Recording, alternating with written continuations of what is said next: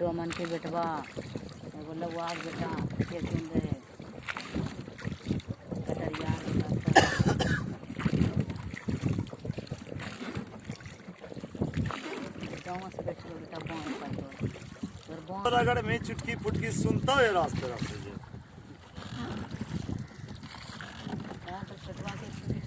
अगला के दिन इसको मैं भरल छो मैं तो सांप से लगा से वो कर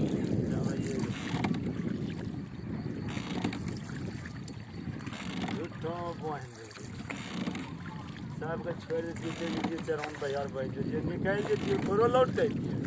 हाँ कह रहे सब साहब कथी रोए के देना चाहिए।